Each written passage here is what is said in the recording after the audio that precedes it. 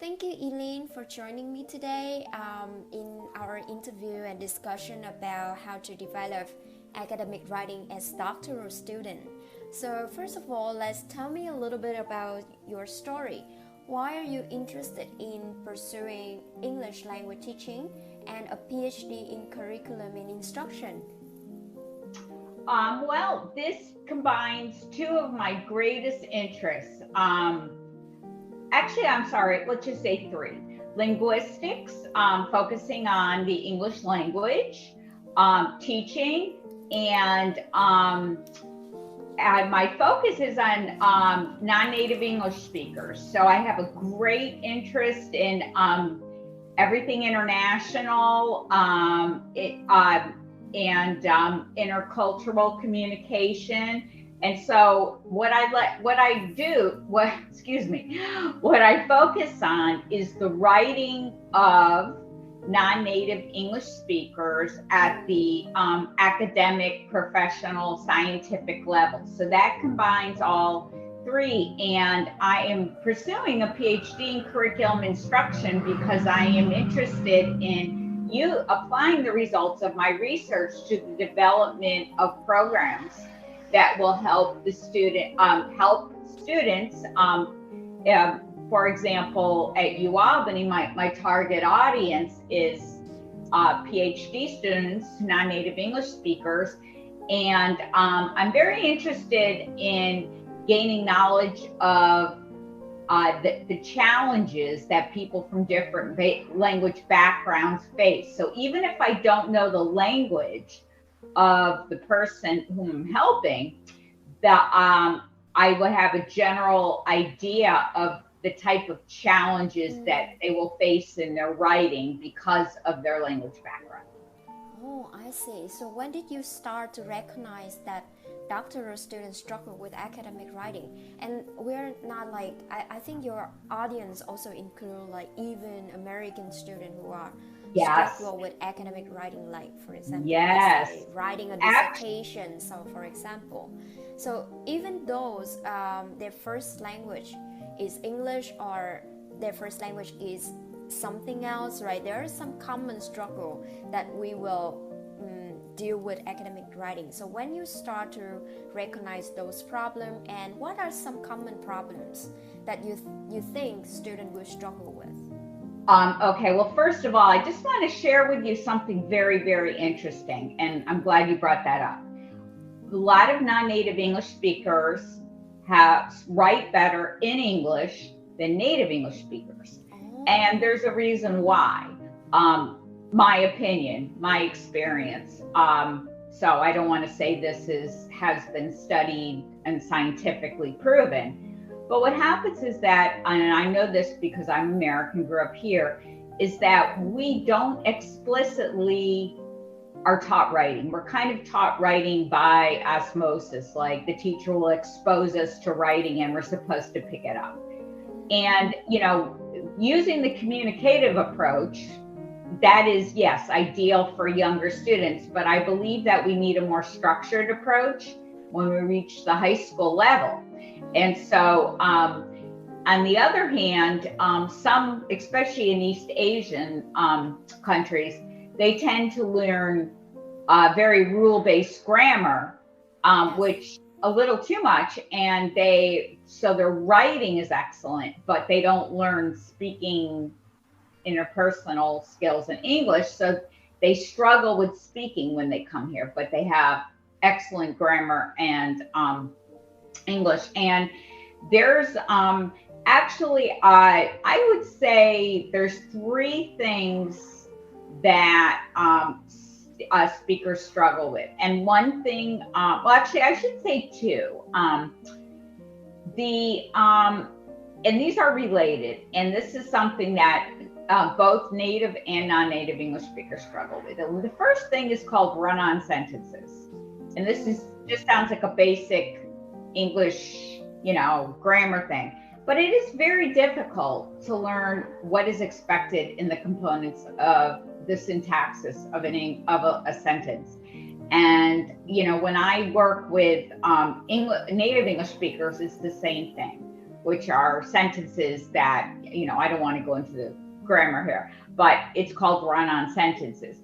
And that relates to the second problem, and it is something that I wrote about for the newsletter also, is that in a lot of languages, very long sentences are considered signs of, sophisticated, intelligent writing. No, not in English. It's concise sentences. So a lot, as I stated in the newsletter, overly long sentences, and I don't want people to get confused. There is two components of academic writing. The first is grammar, which, even though English isn't, basically, let's just say you can say right or wrong. And the second is style. Yes. And style is something that is not right or wrong in a sense, but let's just say, better or worse in a sense. And you can have a very, very long sentence. And I mean, there's no limit how long your sentence can be. And it could be grammatically correct, but it's really bad style in English. And it often appears to a native English speaker as a sign of confusion. You're just confused and you don't know what you're saying. So you're kind of throwing everything at the wall and hoping it will stick. And so, I show my students, okay, try not to write more than 3 clauses in a sentence. And they look at it and they say, but it looks like I don't know English because my sentences are so short. No, it's, don't judge that by your language. And so that is, and again, if you have the longer your sentences, the more likely you're going to have run-on sentences. Right, so we are talking about like language is a reflection of thinking here, but actually you also mentioned the style of the chapter. And academic writing seems like it's succinct, like you can also have complex sentences, but not that too many subordinate clauses, for example, in order to describe the main points. In the main message that you want to convey, right? So yeah, I also see those come up during the written products of doctoral student. So when you edit someone articles and thesis and dissertation, what aspect of writing do you help them to improve, and how is the process of working with editor different than if you work on your own and you revise the text on your own, for example? Okay, well, first of all, just to go back a minute, I just want to give everybody a tip for writing, and it is this: can think about how busy they are, and when they want to read something, they want to absorb the information as quickly as possible. So think about your audience like that when you're writing. You want to present your writing. You don't want to leave any important ideas out, but you want to present your ideas in as short, concise wording as possible, so your audience can read it quickly, relatively quickly. A lot of times too, if you're keep repeating yourself unnecessarily, you use extra words, they might just stop reading. They might just say, this is too long, this is too much. And so think about your audience when you're writing. And then that goes to your question. As an editor, I want to eliminate, unnecessary repetition. So for example, let me just, you can write green in color. What do you need that color in color for? You just say green. Okay. So little things like that. So when I take, let's just say I'm editing a dissertation, my goal is to put everything in as concise a form as possible, but not leave anything out. And so probably that is the major consideration. And the second is to a lot of it is working on the vocabulary, in terms of when it is possible to use more formal vocabulary. Right. And that's a big thing. So like if a student wrote put off, I would, change that to delay. Mm-hmm. So again, that's based on your knowledge of English, and that is something that non-native English speakers, because put off is what we say in everyday English. And if you use that in everyday, if you say delay, that's fine, but you don't sound like a native English speaker. Whereas in academic writing, you want to use the more formal vocabulary. Another thing too is using, and this is based on my knowledge of a lot of different topics, is the use of jargon, which a lot of people have a negative connotation of that word. Jargon just means vocabulary specific to your discipline. So as much as I can, I try to put the use a vocabulary that I know that if it's you're writing a dissertation and it's going by a review committee, that they know that you know your topic by using that. And again, the thing is that in terms of editing by yourself, you sometimes just don't see things. Even if you proofread, even editors need editors sometimes. I mean, when they write for themselves, because actually, I'm going to ask you, isn't it interesting to be a doctoral student yourself, right? Like, you also have writing assignment and, milestone paper to write about. And then you also at the same time being the editor. So I think that's a little bit advantage. But even you say that writing can be also like a dialogic conversation between the writer and the potential reader, aka editor, right? So when did you start this kind of editing professions? Was this some times ago, is your profession, and then you keep up till now, even when you become a doctoral student?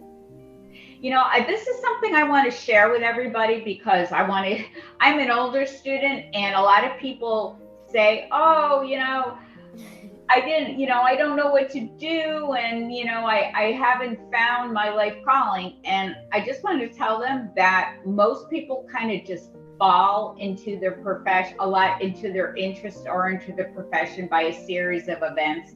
There are very few people who know in high school, oh, I want to be a doctor. I mean, there are some people like that, but most people just kind of.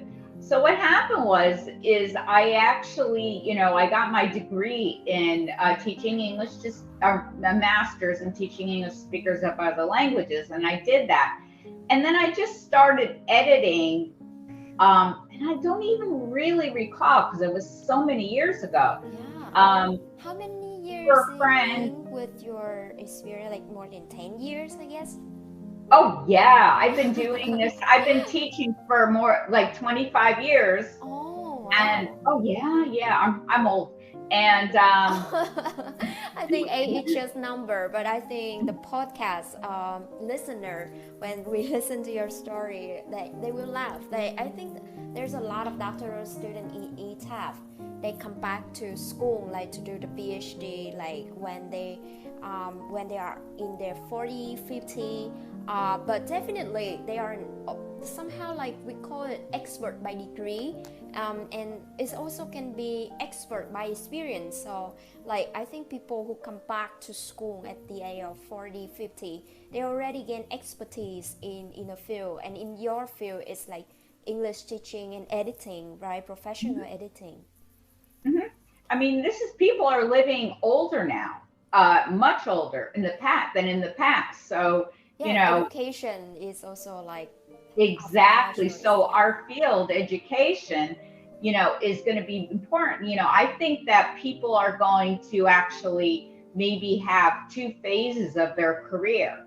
Maybe they'll retire the first half and then do more of what they like the second half. So, So I but can that, see that like even you go back to school, your interest is still related to writing, right? So it seems right. like the editing, the teaching inform also your decision to do even like a extensive research, a dissertation about it as well. So you must Yes. be very passionate about editing, and Well, yeah. yeah, I think that, and I try not to be too opinionated and to keep an open mind, but I just see so many glaring um, things that can help non-native English speakers that, aren't being used. And just because I understand as an adult how adult learning, for example, a lot of, again, a lot of the language teaching, what happened is it used to be very rule-based grammar. This was many, many years ago. And I think it's gone a little too far in the opposite direction, where it's like, oh, I'm just going to give you writing and you're going to absorb how to write well without giving you any explicit guidelines. And I think, adults like rules. And so even though you can't subject languages are messy to rules, you try as much as you can to work with the adult mind, which is very different than teaching, writing to children or to younger students. Yeah, so it's like a cognitive process as well. So, in terms of editing, do you find it difficult to the differences? I mean, the difficulty level when you edit like a journal article compared with a dissertation? Because compared with journal article, dissertation, I think is more like an arduous task. It takes like a long time to write in so many different phases. So, as the editor, to edit both article papers and dissertation, do you have different strategy to work with different kinds of writing like that? Yeah, well, I mean, it's really, it's, my basic guidelines. Good academic writing applies to all academic writing.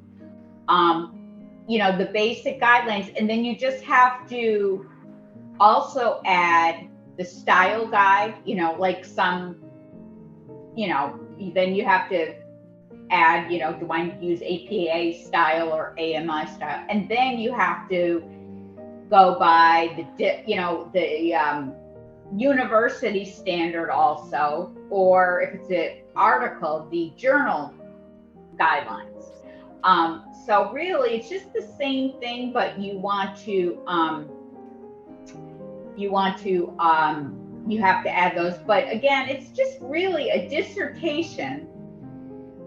I guess you can conceptualize it as like a really long-term study, whereas a research article might be a shorter term. Now, I shouldn't say that. There are longitudinal studies that last many years that are, that I've edited for research articles. But, I really just use, just to give you an example right now, I'm working on a dissertation, and it is really a series of 3 related studies put together.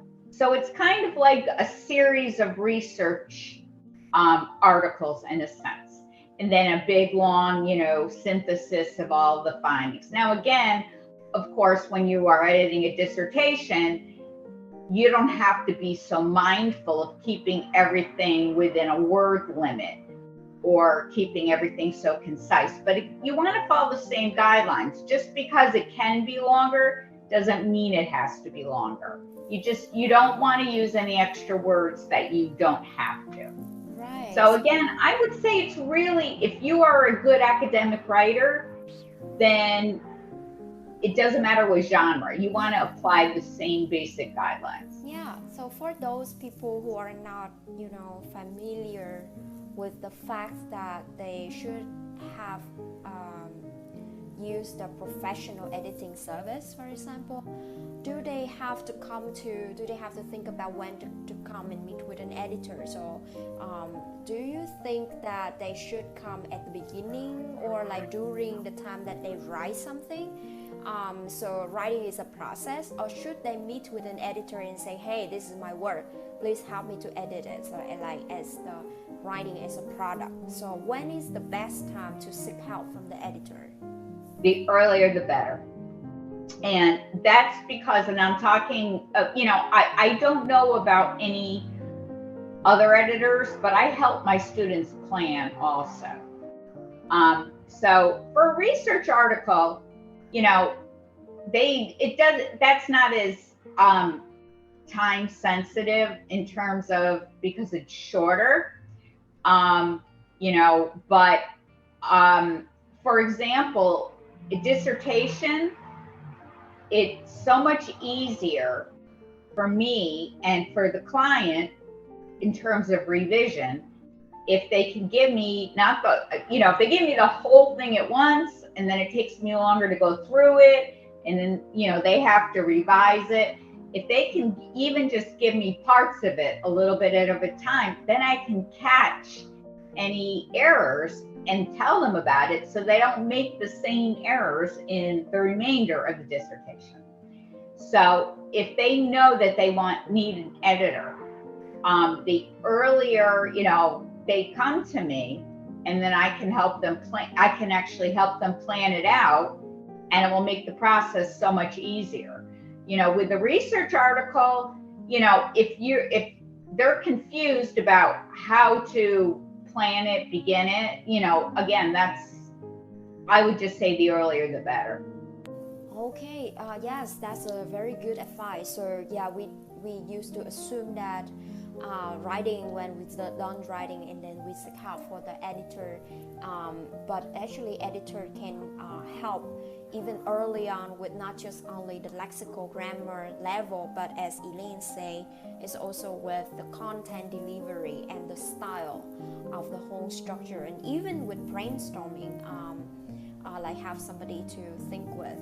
But I think also the last thing that I want to say, the thing that really delay people decision to meet with the editor, is also the type of services that has been established as like a assumption in the industry.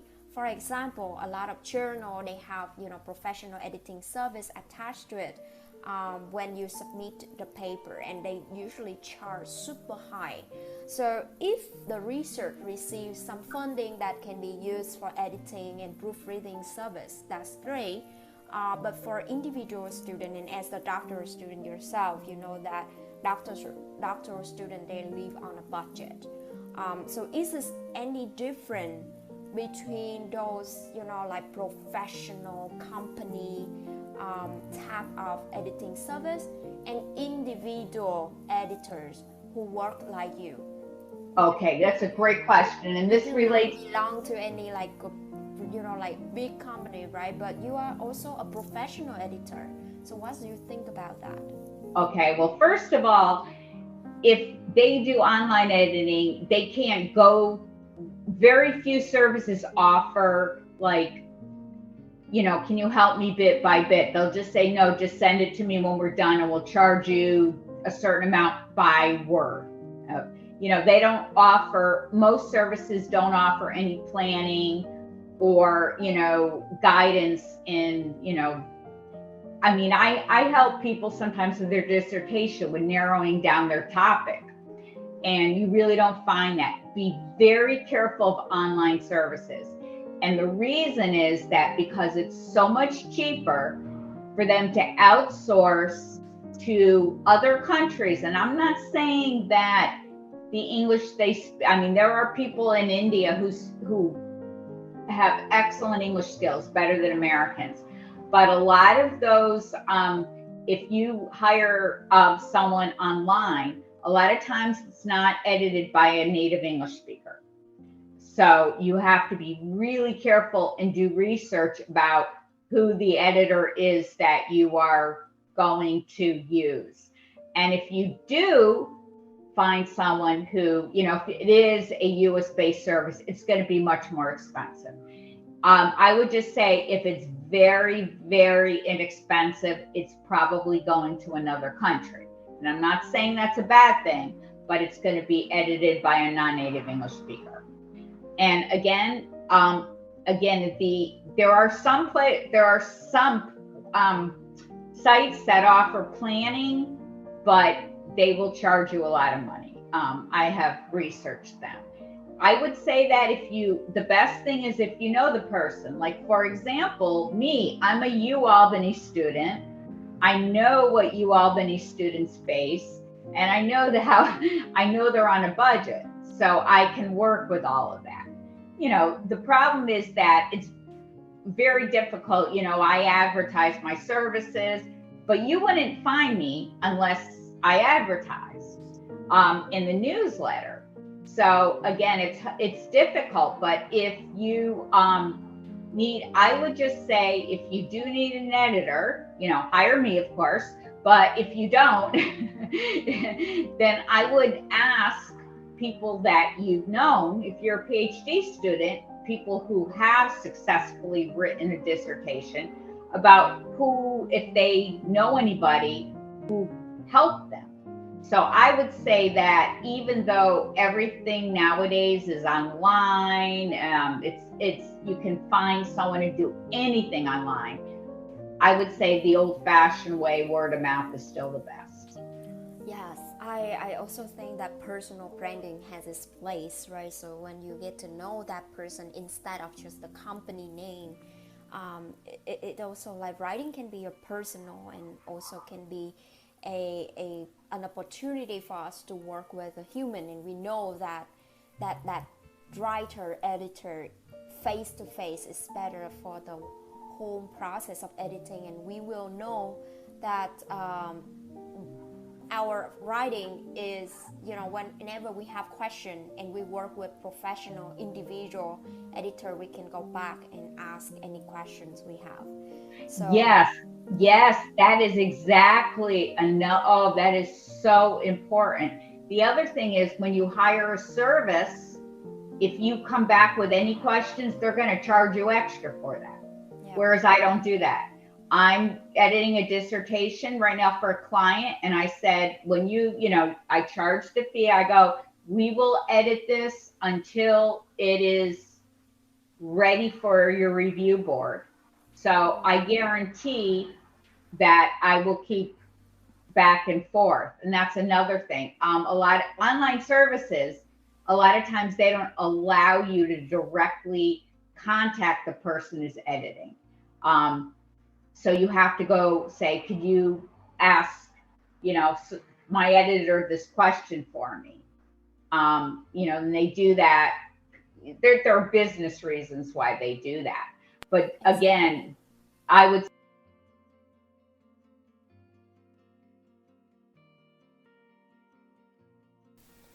Thank you everyone for listening.